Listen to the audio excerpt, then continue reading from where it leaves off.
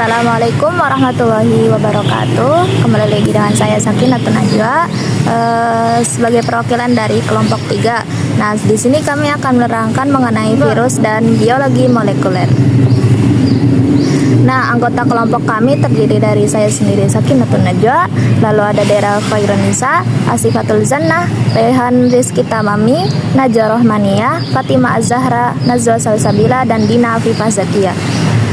Nah, pertama kita akan mengenal apa sih itu virus. Nah, virus itu merupakan patogen yang sangat kecil, yang tidak memiliki struktur sel.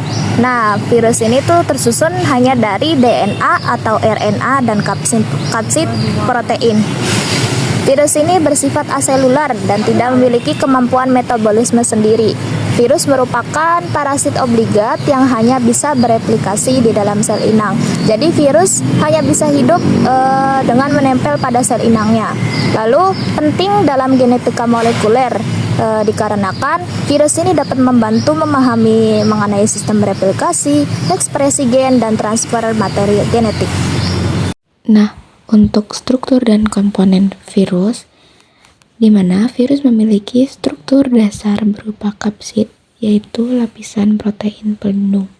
Materi genetik virus dapat berupa DNA atau RNA, baik untai tunggal, S kecil maupun untai ganda, D kecil dan S kecil. Nah, beberapa virus memiliki envelope, yaitu selubung membran lipid yang berasal dari sel inang. Dan virus dapat memiliki spike atau tonjolan protein yang berfungsi untuk menempel dan mengenali reseptor pada sel inang. Nah, di sini ada bagian-bagian virus di mana ada DNA, kapsid, yang oranye itu leher, ada selubung ekor, serabut ekor, papan dasar, dan jarum penusuk. Nah, bentuk virus juga bervariasi. Ada helikal atau dikenal dengan memanjang, ada icosahedral, itu simetris dan kompleks, misalnya bakteriofag. Lalu selanjutnya yaitu ada klasifikasi virus. Berdasarkan jenis materi genetik, virus diklasifikasikan menurut jenis asam nukleat yang mereka bawa sebagai materi genetik. Yang pertama ada virus DNA. Virus DNA merupakan virus yang materi genetiknya berupa DNA. Lalu replikasi umumnya terjadi di inti sel inang karena membutuhkan enzim replikasi yang ada di dalam inti. Contoh dari virus DNA yaitu ada adenovirus, di mana dapat menyebabkan infeksi saluran pernapasan. Lalu ada herpes virus, di mana dapat menyebabkan herpes simpel dan herpes zoster. Yang kedua ada virus RNA. Virus yang materi genetiknya berupa RNA, banyak yang bereplikasi di sitoplasma atau sel inang, memiliki variasi metode reproduksi yang lebih beragam dibandingkan dengan virus DNA. Contoh dari virus RNA yaitu ada influenza virus dan coronavirus. Virus berdasarkan jenis inangnya, yang pertama ada virus manusia, di mana dapat menginfeksi sel-sel manusia. Contohnya ada HIV dan influenza virus. Lalu yang kedua ada virus hewan, di mana menginfeksi hewan vertebrata maupun invertebrata. Contohnya rabies virus dan avian influenza atau biasa disebut dengan flu burung. Dan yang ketiga ada virus tumbuhan, di mana dapat menginfeksi jaringan tumbuhan, biasanya menyebabkan gejala seperti mosaik atau klorosis atau daun menguning. Contohnya yaitu ada TMV atau tobacco mosaic virus. Dan yang keempat ada bakteriofag, di mana virus dapat menginfeksi bakteri. Contohnya ada bakteriofag T4. Yang ketiga ada klasifikasi Baltimore. Berdasarkan sistem yang membagi virus berdasarkan jenis genom dan cara replikasi di dalam sel inang. Yang pertama ada dsDNA virus. Genomnya berupa DNA beruntai ganda, bisa langsung dipakai untuk membuat mRNA. Contohnya itu ada adenovirus, herpes virus, dan pox virus. Yang kedua ada ssDNA virus. Genomnya yaitu DNA beruntai tunggal yang harus digandakan dulu menjadi DNA ganda sebelum membuat mRNA. Contohnya ada parvovirus. Yang ketiga ada dsRNA virus. Genomnya berupa RNA beruntai ganda dan memerlukan enzim khusus untuk mengubah jadi mRNA. Contohnya ada rotavirus. Selanjutnya ada positif ssRNA virus. Genomnya yaitu RNA beruntai tunggal tipe positif, sudah seperti mRNA, jadi bisa langsung ditranslasi. Contohnya ada coronavirus, poliovirus, dan hepatitis A. Yang kelima ada negatif ssRNA virus. Genomnya berupa RNA beruntai tunggal, tipenya negatif, harus diubah dulu menjadi RNA positif. Contohnya ada influenza virus, rabies virus, dan ebola virus. Yang keenam ada RNA reverse transcribing virus atau retrovirus.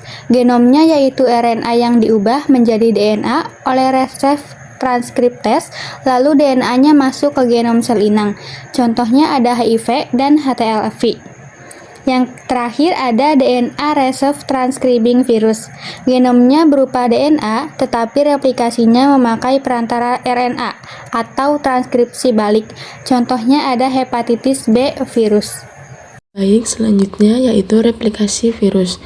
Tahapan umum dari replikasi virus yang pertama ada attachment, virus menempel pada reseptor spesifik sel inang. Yang kedua, penetration, virus atau genomnya masuk ke sel, endositosis, fusi atau injeksi. Yang ketiga, uncoating, kapsid dilepas, genom virus dibebaskan. Selanjutnya ada sintesis atau replikasi. Nah, ini merupakan pembentukan protein virus dan penggandaan genom menggunakan mesin sel inang. Selanjutnya ada assembly, komponen virus dirakit menjadi virion baru.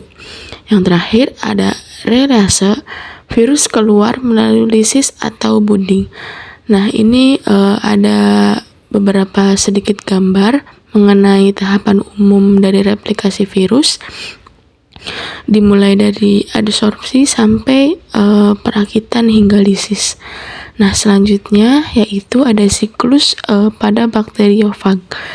Nah, dibagi menjadi dua. Yang pertama itu ada siklus litik dan siklus lisogenik. Nah, yang pertama itu siklus litik merupakan virus bereplikasi cepat dan menyebabkan sel inang pecah atau lisis. Terus selanjutnya yaitu ada siklus lisogenik. Genom virus bergabung dengan DNA inang sebagai profag, bersifat laten dan dapat aktif kembali menjadi litik. Contohnya fag lambada. Nah, ini merupakan gambar yang mengenai keterkaitan antara siklus litik dan lisogenik. Baik, di sini saya akan menjelaskan tentang replikasi virus. Replikasi berdasarkan jenis virus. Yang pertama, virus DNA yang dapat bereplikasi di nukleus memanfaatkan enzim sel inang. Contohnya itu herpes virus dan adenovirus. Kemudian virus RNA yang membutuhkan RNA dependent RNA polimerase RDRP. ssRNA itu lebih dari yang dimana langsung berfungsi sebagai mRNA. ssRNA itu kurang dari yang harus diubah jadi mRNA terlebih dahulu. Contohnya itu SARS, CoV-2 influenza virus. Kemudian yang ketiga retrovirus yang dimana memiliki reverse transkriptase RNA, DNA, dan integrasi ke genom inang. Contohnya itu HIV. Kemudian yang keempat itu ada virus DNA sama RT yang dimana menggunakan RNA perantara dan transkripsi balik. Contohnya itu hepatitis B virus. Selanjutnya itu ada genetika molekuler dasar. cabang biologi yang mempelajari materi genetik pada tingkat molekuler termasuk struktur dan fungsi DNA, RNA, dan juga protein. Molekul pentingnya itu terdiri dari DNA yang digunakan sebagai tempat penyimpanan informasi genetik yang berbentuk heliks ganda. Yang kedua, RNA pembawa pesan dari DNA untuk sintesis protein, dan protein yang memberikan hasil ekspresi gen yang menentukan fungsi sel. Di sini juga ada konsep dogma sentral, yang dimana konsep dogma sentral ini dapat menyatakan bahwa informasi genetik mengalir satu arah, yaitu dari DNA direplikasi untuk menghasilkan salinan baru, kemudian ditranskripsi menjadi RNA, dan RNA diterjemahkan menjadi protein. Proses ini terjadi dari 3 tahap utama, yaitu replikasi DNA, transkripsi DNA menjadi RNA, dan translasi RNA menjadi polipeptida atau protein. Selanjutnya yaitu ekspresi gen dan sintesis protein. Yang pertama ada replikasi DNA. Terjadi sebelum pembelahan sel, DNA digandakan untuk memastikan setiap sel anak menerima informasi genetik yang sama. Yang kedua, transkripsi dari mulai DNA hingga mRNA. DNA berfungsi sebagai cetakan untuk membentuk mRNA. Selanjutnya yaitu mRNA membawa kode genetik dari inti menuju ribosom. Yang ketiga ada translasi dari mRNA hingga protein. Nah, ribosom membaca kodon pada mRNA. Nah, sedangkan tRNA mengantar asam amino sesuai kodon. Asam amino dirangkai menjadi rantai polipeptida atau cikal bakal dari protein. Nah, yang terakhir yaitu RNA berperan sebagai komponen utama dari ribosom. Nah, yang keempat yaitu kode genetik. Nah, pada kode genetik ini menentukan hubungan antara kodon mRNA dan asam amino. Nah, kode genetik ini juga bersifat hampir universal pada semua organisme. Nah, ini merupakan gambar mengenai dari ekspresi gen hingga menjadi sintesis protein gitu. Tahapannya dimulai dari replikasi DNA, transkripsi, pengolahan dari DNA hingga mRNA, terus selanjutnya ada translasi mRNA hingga menjadi protein, dan yang terakhir yaitu penetapan kode genetik. Peran virus dalam genetika molekuler. Yang pertama yaitu aplikasi modern. Virus digunakan sebagai alat rekayasa gen, misalnya dalam terapi gen dan vektor ekspresi. Yang kedua yaitu model penelitian genetika. Banyak konsep dasar seperti replikasi DNA, regulasi gen, dan kontrol ekspresi ditemukan melalui studi menggunakan virus. Yang ketiga yaitu alat pemindah gen. Virus dapat membawa DNA dari satu sel ke sel lain, membantu proses rekombinasi genetik. Selanjutnya yaitu penanggulangan dan pemanfaatan virus. Penanggulangan infeksi virus. Nah, penanggulangan infeksi virus itu dapat dilakukan dengan beberapa cara. Yang pertama, vaksin membantu tubuh membentuk memori imun sehingga bisa mengendalikan untuk melawan virus dengan lebih cepat bila terinfeksi lagi di kemudian hari. Lalu bisa juga menjadi obat antiviral yang berfungsi untuk menghambat proses replikasi virus dalam sel inang. Nah, sehingga memperlambat atau menghentikan infeksi. Terus yang ketiga itu ada peningkatan sistem imun yang sangat penting. Nah, ini tuh bisa dilakukan lewat nutrisi, gaya hidup sehat, dan tindakan pencegahan penularan agar tubuh tetap bisa untuk melawan serangan virus. Nah, pemanfaatan virus itu juga bisa dimanfaatkan dalam berbagai bidang. Pertama itu dalam bidang biomedis dan penelitian. Virus juga digunakan sebagai faktor untuk mempelajari ekspresi gen dan mekanisme seluler. Terus juga untuk terapi kanker. Nah, beberapa virus juga direkayasa agar hanya menyerang sel kanker tanpa merusak sel normal. Nah, bisa disebut tuh contohnya tuh seperti onsoliti virus. Terus dalam bidang industri, virus juga dimanfaatkan dalam produksi vaksin, seperti terapi gen dan rekayasa biologi molekuler yang sangat penting untuk inovasi medis dan teknologi biologi atau bioteknologi. Nah, ringkasnya, meski virus itu dikenal sebagai penyebab penyakit, manusia telah mengembangkan strategi penanggulangan yang sekaligus untuk memanfaatkan virus itu secara positif untuk memajukan ilmu pengetahuan dan juga kesehatan. Jadi, dapat disimpulkan bahwa virus itu merupakan agen biologis unik dengan ciri khas aselular dan parasit obligat yang membedakannya dari sel hidup prokariotik dan eukariotik.